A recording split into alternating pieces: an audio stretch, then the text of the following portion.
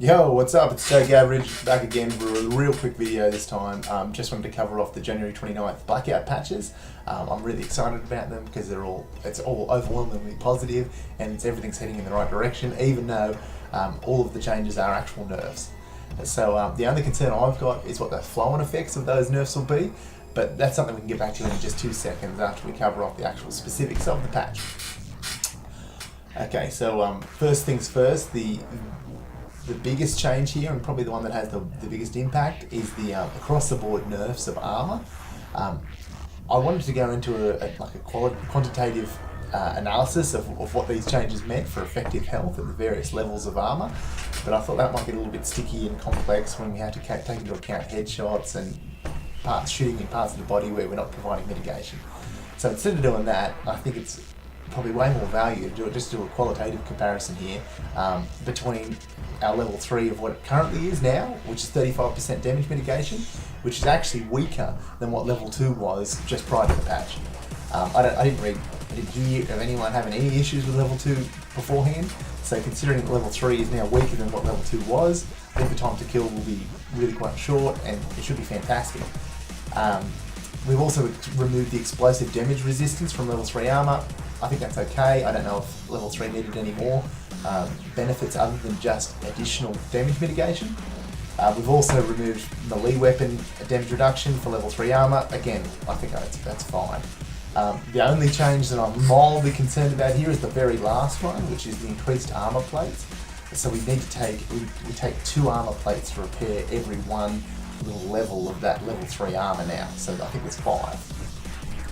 So it's going to now take us 10 plates to repair a full set of level 3 if it gets that damaged and we still manage to pick it up before it breaks. I'm a little bit worried that that's going to be too much in concert with the reduced protection that it's providing, and I don't want to see Treyarch backflip on this and bring everything back to what it was before this patch. So I'm a little bit worried about that one. The concussion grenade nerf, this is fantastic. This is the concussion grenade meta.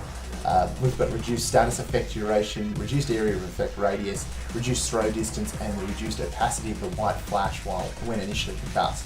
Now I think all of those are enormous.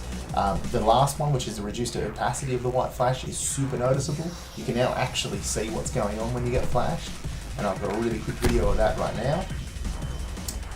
And we can compare that to what it used to look like when you got flashed, which is this, which is completely absurd. You could do anything. Then the next change is when concussed, players can now use equipment, continue holding equipment, perform melee attacks, and switch weapons. That's all fantastic as well, because once you're flashed, you can throw your own concussion now and stop them continuing to push you. Reduced hip fire spread when concussed, I'm a little bit worried about. That might be too big of a buff, too big of a nerf to concussion grenades. I think that's, geez, if our hip fire is basically the same as when we're not concussed, we might find that hip firing while you're concussed is absolutely the best option. And I don't want to see this patch reversed because they went too far. So I'm a little bit worried about that last point again. Overwhelmingly positive though. And the very last one that has any sort of substance is the cluster grenade, which is increased time to detonate now. I've got another real quick video here of that. So I think you can see pretty easily here that you can get out of that damage, out of that area of effect pretty easily now with the increased time to detonate. And it also reduced damage of the mini clusters, so even if you don't get quite out of the entire radius of the explosion, you're still going to be preventing 90% of the damage now. This is fantastic. I think cluster grenades were too strong. To be honest, I'm hoping that this is going to be the frag grenade renaissance now. Clusters that are going to be unusable because people will just be able to run away from them.